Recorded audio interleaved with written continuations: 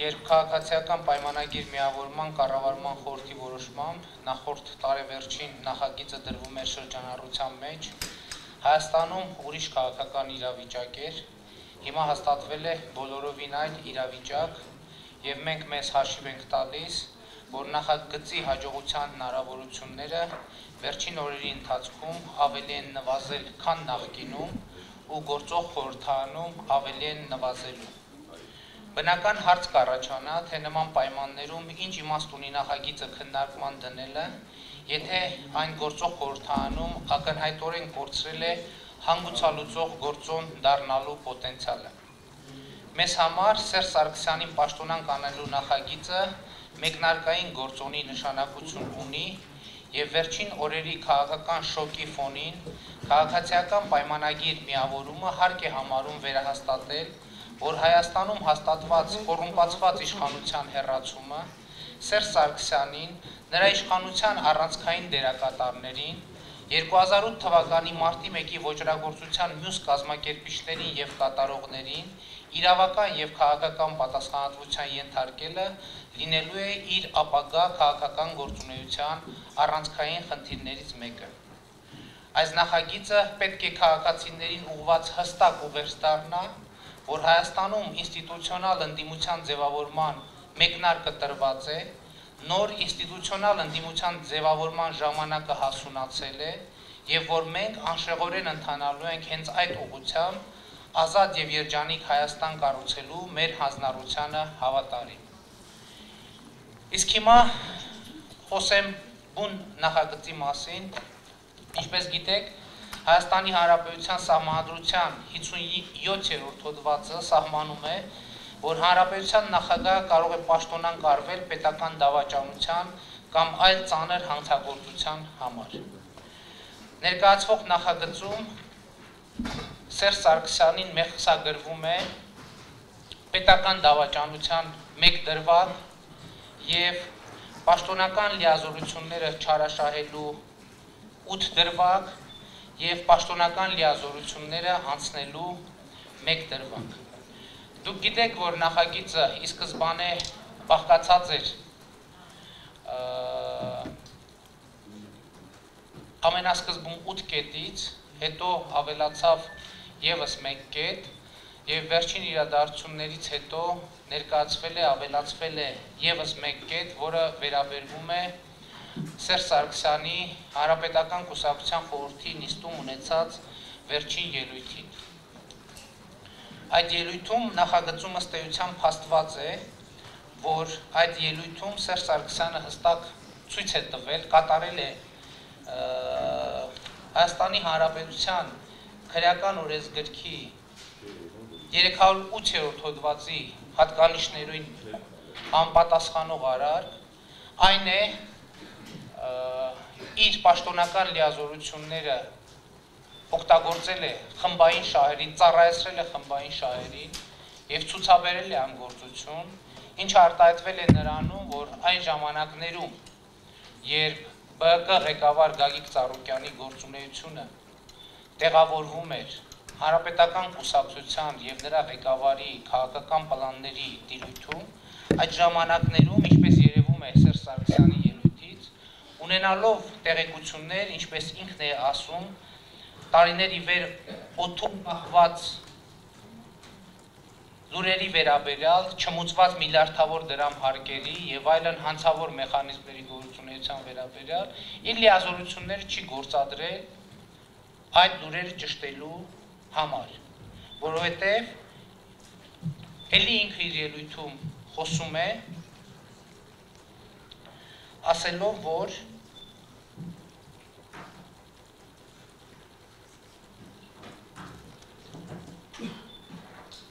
իր կուսակիցները իրեն ժամանակին մտովի մեղադրել են, որ մեջբերում է նման քաղաքական կամ ավելի շուտ վայ քաղաքական սուբյեկտ հովանավորելու, ավելին աճեցնելու համար։ Այո, դա սխալ էր, դա իմ սխալն է եղել,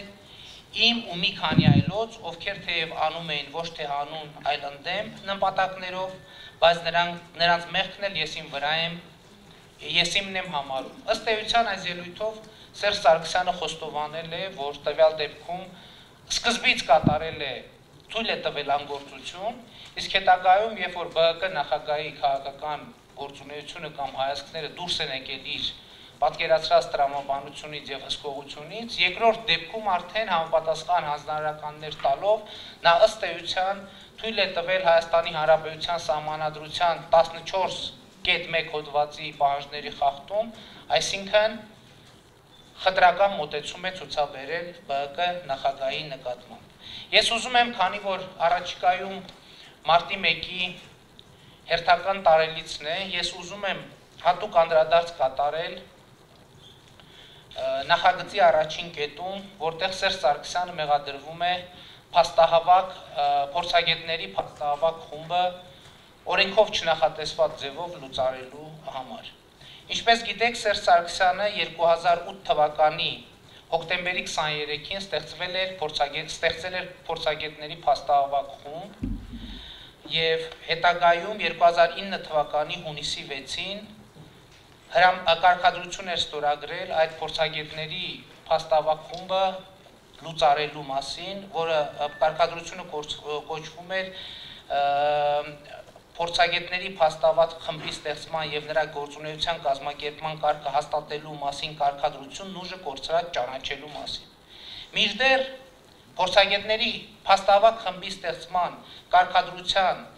առաջին հոդվածի երկրորդ մասում հստակ նշված է, որ խմբի գործունեությունը դադարում է անհրաժեշտ փաստերը, ինչպես նաև եթե խումբը համարում է անհրաժեշտ փաստերի հնարավոր հակասությունները վերացնելուն ուղղված մեկնաբանությունները հանձնաժողովին փոխանցելու պահից, խոսքը ազգային ժողովի ժամանակավոր հայտնի հանձնաժողովի մասին է։ Բացառությամբ այն դեպքերի, երբ հանձնաժողովի կողմից պահանջվում է անցկացնել լրացուցիչ քննություն,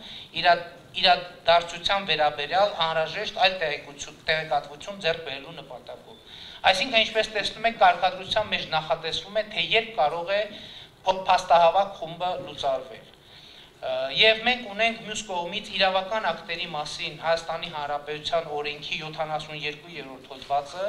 որտեղ ասվում է, որ վերնագրված է իրավական ակտը ուժը կորցրած ճանաչելը եւ այստեղ նախատեսված են բոլոր այն դեպքերը, որ երբ իրավական ակտը կարող է ուժը կորցրած ճանաչել։ Ուրեմն Սերժ Սարգսյանի փաստահավաք խումբը լուծարելու մասին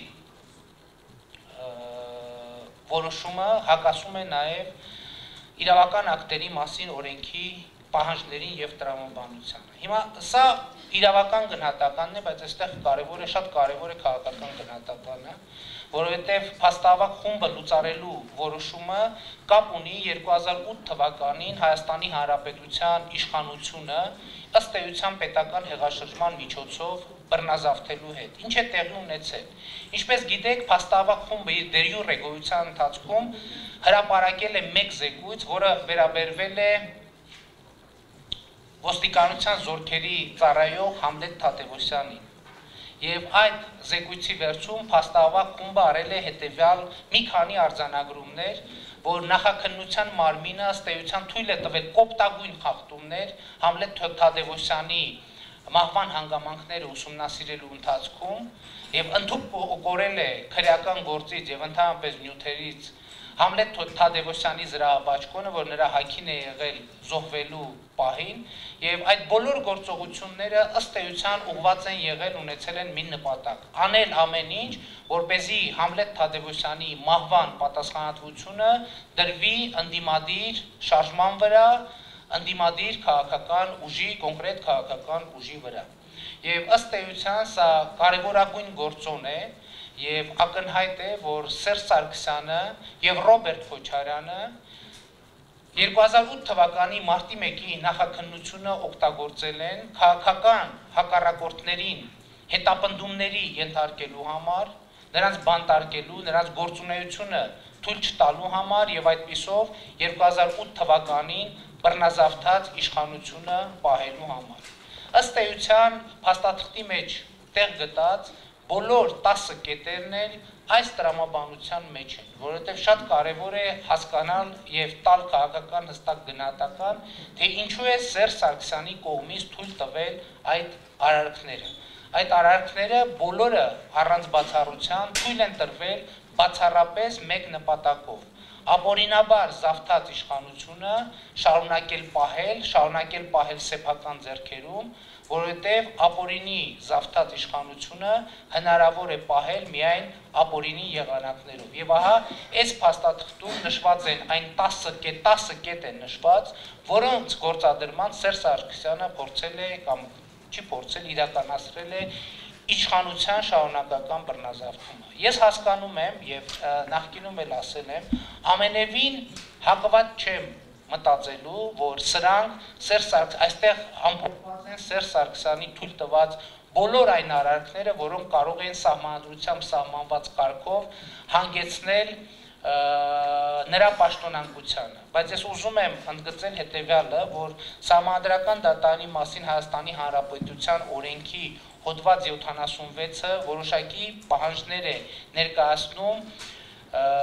նախագահի, տվյալ դեպքում նախագահի պաշտոնը զբաղեցնող անձի պաշտոնանկության վերաբերյալ ազգային ժողովի որոշման նախագծի։ Ես հոդվածը այո ամփոփում եմ երկու ժամանակը սպառված է, եթե 2 րոպեի ընթացքում ընդհանրապես ամփոփեք, ես ձեզ թույլ կտամ, որպեսզի դուք ամփոփեք։ Շնորհակալ եմ։ Սահմանադրական դատարանի մասին օրենքի 76 հոդվածը ասվում է. Սույն հոդվածում նշված գործերով ազգային ժողովը Սահմանադրության 57-րդ հոդվածի 2-րդ մասին համապատասխան ընդունած իր որոշման մեջ պետք է նշի Հանրապետության նախագահի այն որոշումը, գործողությունը կամ անգործությունը, որի ընդունումը կամ իրականացումը իր մեջ պարունակում է պետական դավաճանության կամ քրեական օրենսգրքով նախատեսված այլ ծանր հանցագործության հատկանիշներ։ Ուրեմն մենք աշխատել ենք նախագծում ներառել այնպիսի կետեր, որոնք վստահ ենք, որ կարողանանք որևէ ատյանում, այդ թվում Սահմանադրական դատարանում ապացուցել, նույն օրենքի մեկ այլ մաս ասում է, որ ապացուցման պարտականությունը դրվում է ներկայացնող կողմի վրա, եւ ուրեմն այս փաստաթղթում գրված ցանկացած բառ, ցանկացած տառ, ցանկացած դրվագ պատրաստ ենք ապացուցել ցանկացած ատյանի առաջ։ Շնորհակալություն այսքան։